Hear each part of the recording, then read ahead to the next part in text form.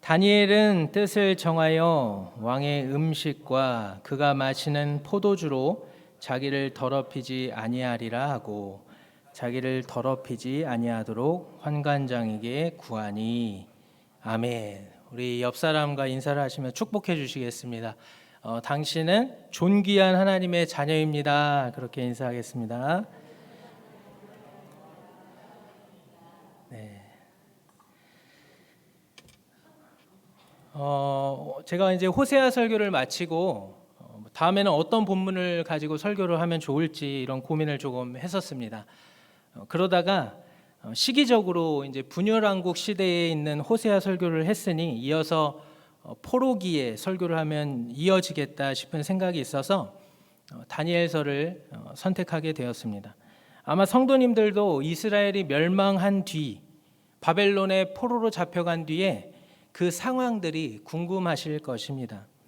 남유다는 BC 586년에 바벨론에 의해 나라가 멸망당한 후에 바벨론의 그 포로로 끌려오게 됩니다. 잠시 우리가 그 상황을 한번 생각을 해볼까요? 분명 환경적으로 보기에 아무것도 소망이 없고 오직 절망만 보이는 그런 상황일 것입니다. 이때의 상황을 조금이라도 더 이해하기 위해 일제 식민 통치 시기의 사회 모습을 잠시 살펴보기 원하는데요. 당시 일제는 곳곳에 신사를 만들어 천황의 백성이라는 그런 의식을 주입했습니다. 신사 참배는 물론이고 황국 신민서사 암송을 강요했고 일본식으로 이름을 바꾸는 창씨 계명도 강행했습니다. 또한 숟가락 하나도 남김없이 총동원하라는 일제의 강요로 조선인들은 극한의 생활을 면치 못했습니다. 압록강 유역에서 마구잡이로 벌목한 나무를 뗏목에 실어서 신의주 제재소에 운반하는 모습, 일본으로 실어갈 쌀가마가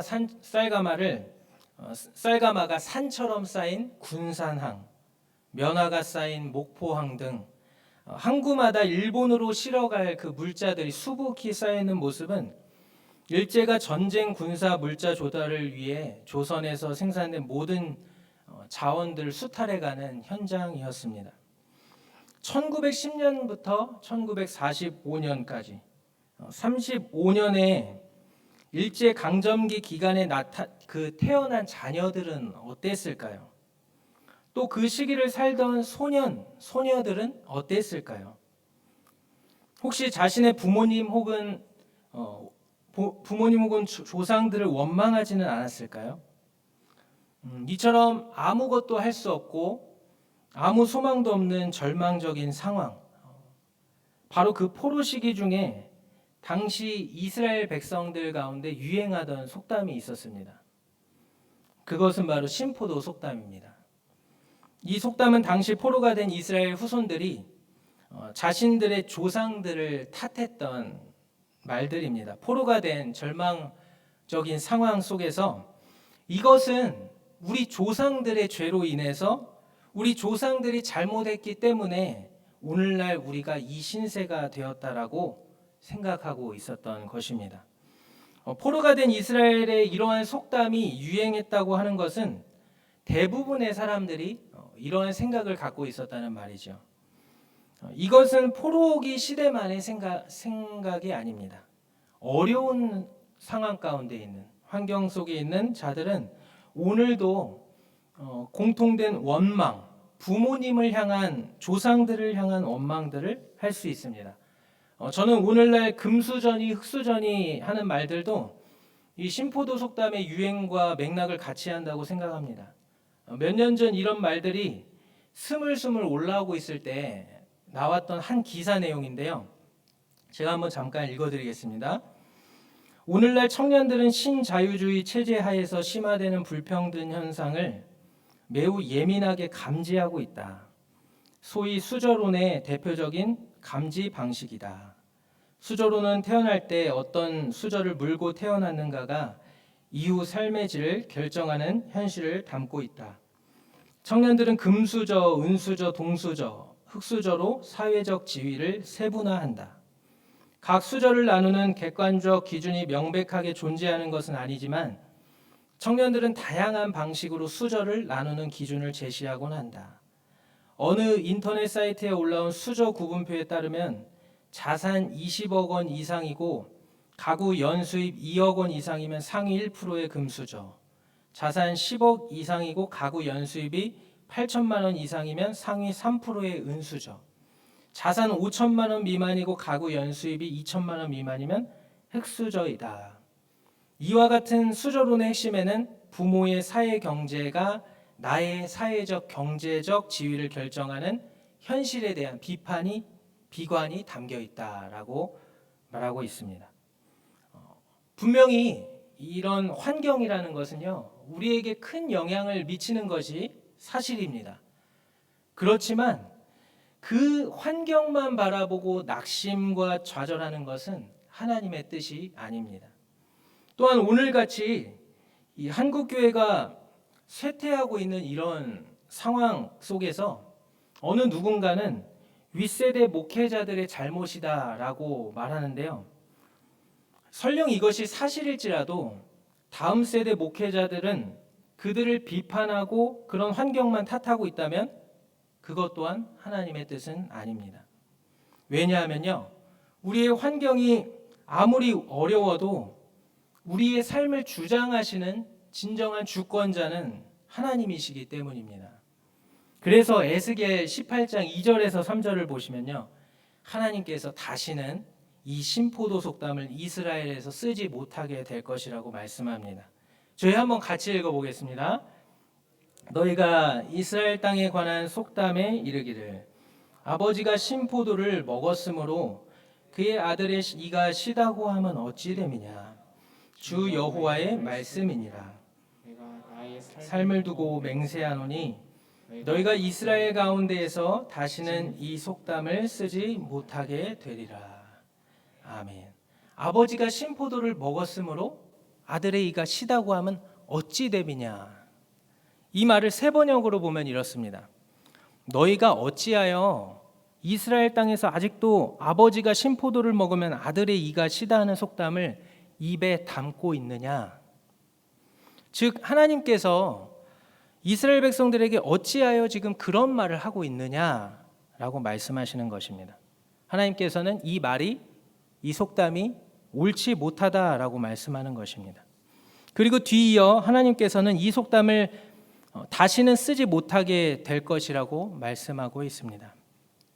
그리고 그 말씀 뒤에 에스겔 18장 4절 말씀을 우리 한번 보도록 하겠습니다. 한번 같이 읽겠습니다. 모든 영혼이 다 내게 속한지라 아버지의 영혼이 내게 속함같이 그의 아들의 영혼도 내게 속하였나니 범죄하는 그 영혼은 죽으리라. 아멘.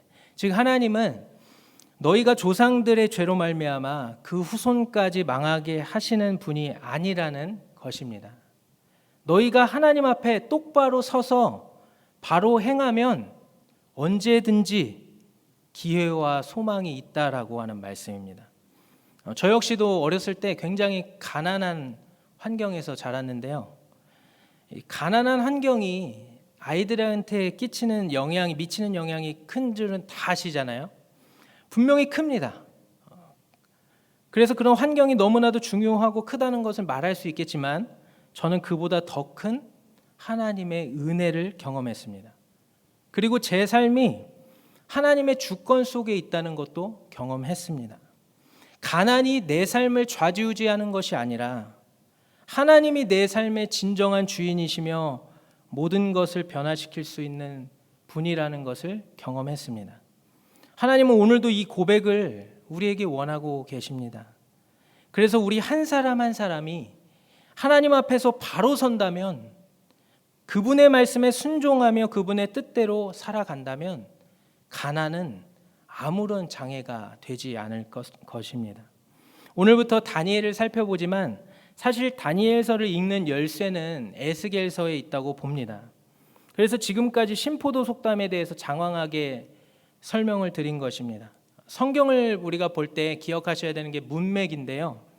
그것은 어떤 다니엘, 호세아 이런 각 권뿐만 아니라 성경 전체의 메시지를 통해서 그 본문 말씀을 조망하는 것입니다.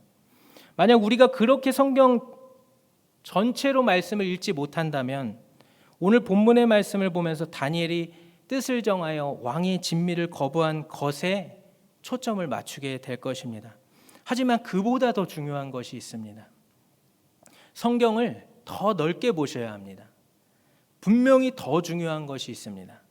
그것은 바로 하나님의 약속의 말씀입니다. 다니엘이 아무리 뜻을 정하고 왕의 진미를 거부해도 하나님의 뜻이 아니면요, 아무 의미가 없는 것입니다. 저와 우리 성도님들이 놓치지 말아야 할 포인트가 여기 있습니다.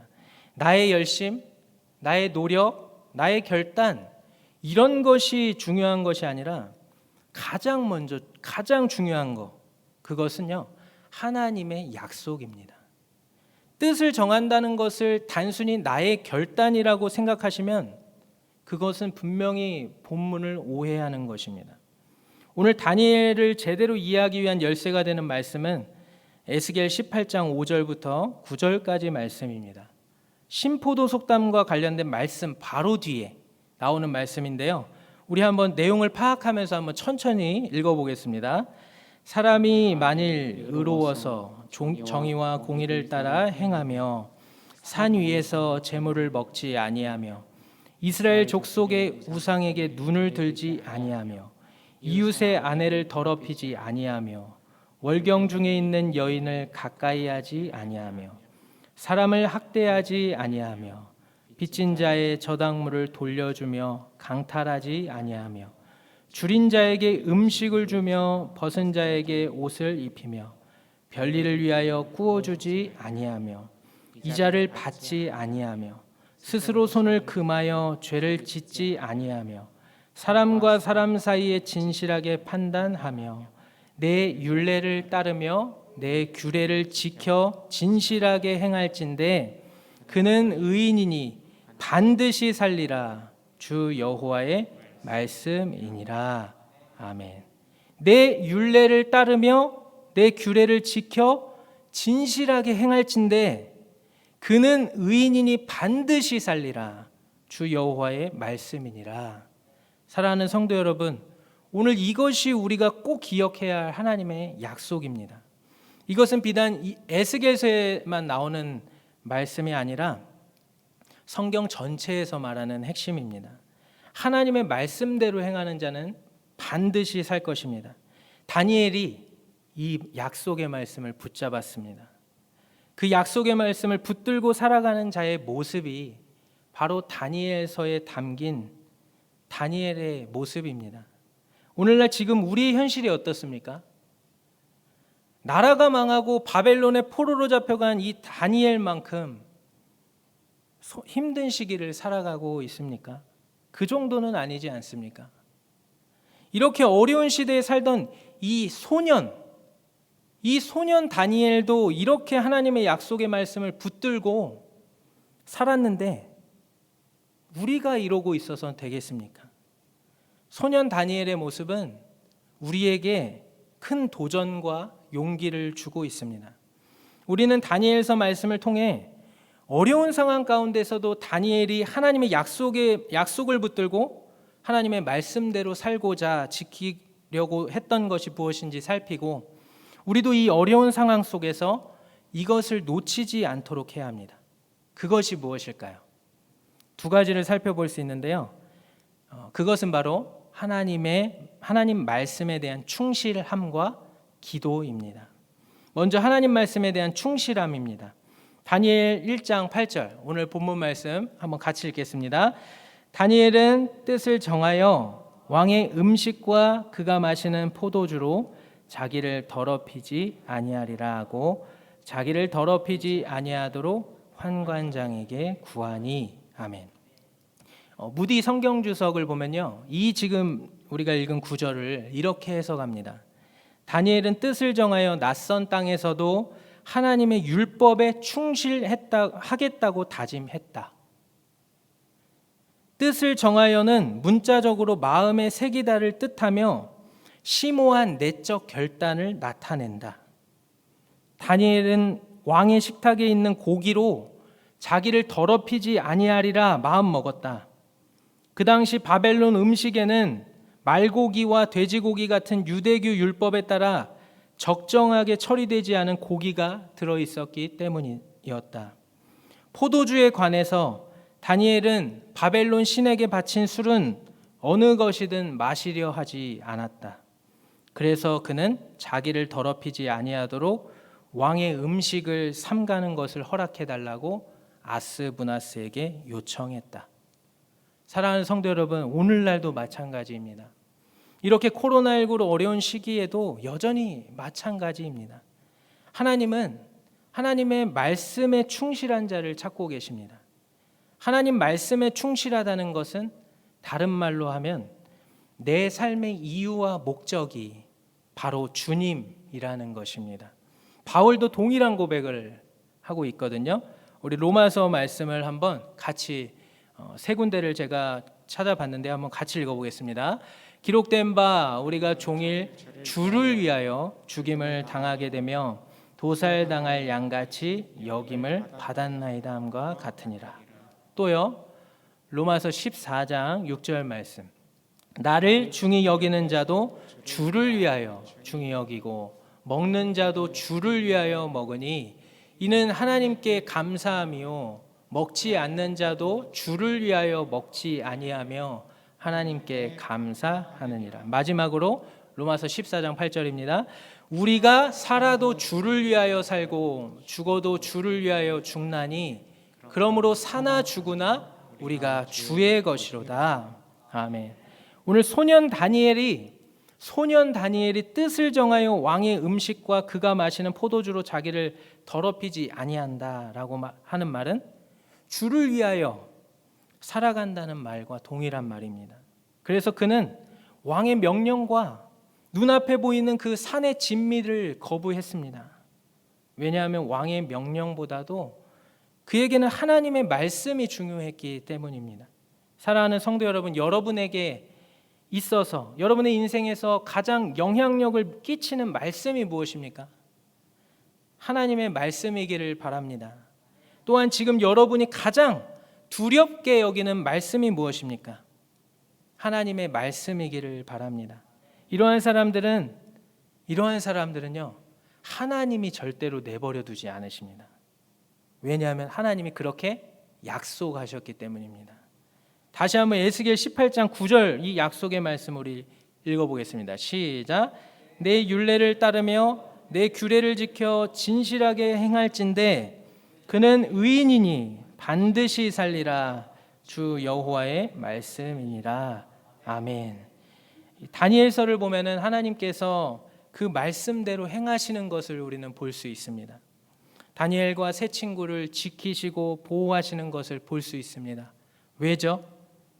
그들이 하나님의 말씀에 충실했기 때문입니다. 저도 사역을 하다 보면은 주위에서 참 여러 가지 말들을 듣게 됩니다. 누구나 마찬가지예요. 교회에서 일을 하든 직장에서 일을 하든지 우리는 원하든 원치 않든 사역에 대한 평가를 받게 되는데요. 어떤 때는 그러한 평가들이 굉장히 마음을 어렵게 할 때가 있습니다. 왜냐하면 그 전부를 모르고 하는 말들이 많거든요. 그래서 굉장히 마음이 어렵죠. 우리 성도님들도 아마 그런 일들이 있으실 것입니다. 그런데 그때마다 하나님께서 저에게 힘을 주시고 위로를 주십니다. 다른 사람을 위해서가 아니라 하나님을 위해서 충성하는 자에게 하나님은 그것을 다 아시고 하나님은 위로하여 주시고 힘을 주십니다.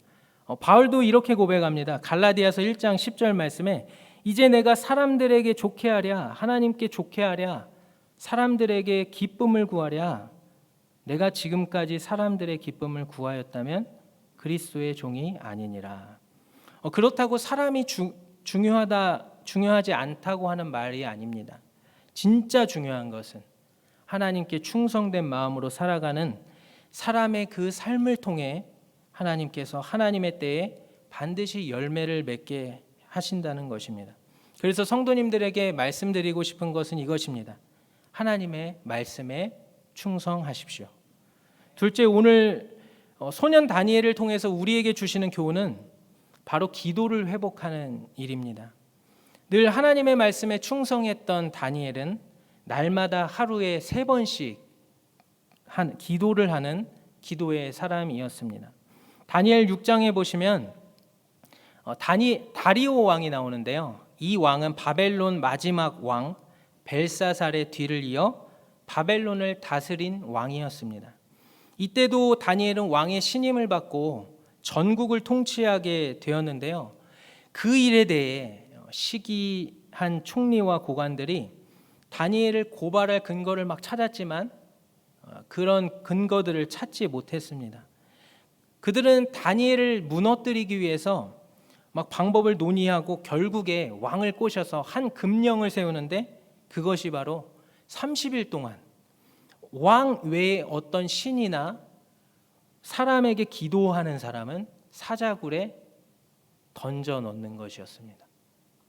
다니엘서 6장 10절 말씀입니다. 우리 한번 같이 읽겠습니다. 다니엘이 이 조서에 왕의 도장이 찍힌 것을 알고도 자기 집에 돌아가서는 윗방에 올라가 예루살렘을 향한 창문을 열고 전에 하던 대로 하루 3번씩 무릎을 꿇고 기도하며 그의 하나님께 감사하였더라. 아멘. 이 소년 다니엘이 지금 제정신인가? 그런 생각이 들지 않습니까? 아니, 조서가 지금 내려졌으면 일단 마음이 두렵고 당장 하는 기도를 이제 멈춰야 하는가 이런 고민하거나 조용히 하거나 그럴 텐데 그런 것이 전혀 없이 오히려 예루살렘을 향한 창문을 열고 전에 하던 대로 하루 3번씩 무릎을 꿇고 기도하며 하나님께 감사하였다는 것입니다. 사랑하는 성도 여러분, 만약 우리 성도님들이 다니엘과 같은 그 상황에 직면하게 되었다면 어땠을까요? 기도의 탄압이 두려운가요? 이 금령 어기면 사자굴 속에 들어가는데 그것이 두렵나요? 그것이 두려운 이유는 그 두려움의 끝에 아직도 내가 지켜야 할 무언가가 있기 때문이 아닐까요? 누군가 기독교인의 삶은 매우 심플한 삶이라고 이야기하더라고요. 그렇습니다. 그리스도인의 삶은 매우 심플합니다. 왜냐하면 사나 죽으나 주님의 것이기 때문입니다. 다니엘이 이처럼 목숨 걸고 기도를 했다는 것은 그만큼 기도가 중요하다는 증거입니다. 이것만큼 우리에게 기도의 필요성을 알려주는 강한 설득은 없습니다. 예수님께서 부활하셨다는 증거, 예수님을 부인하고 예수님을 떠났던 제자들이 부활하신 예수님을 만나고 생명 걸고 예수님의 부활을 증거했다는 것에 있습니다. 오늘날 그리스도인들이 지켜야 하는 가치를 우리는 지금 목숨을 걸고 지키고 있는지 확인해 보셔야 할 것입니다. 말씀을 정리하겠습니다. 오늘 소년 다니엘을 통해 우리가 기억해야 하는 것 2가지. 그것은 바로 하나님의 말씀에 충성하는 것과 기도의 회복입니다. 하나님은 하나님의 말씀에 충성하며 사는 자를 결코 망하게 하지 않으실 것입니다. 또한 기도를 생명처럼 지키며 살아야 합니다. 우리 시간 함께 찬양하고 기도하길 원하는데요. 다니엘의 그 결단보다 더 중요한 것이 바로 하나님의 약속입니다. 이 시간 하나님의 약속이라는 찬양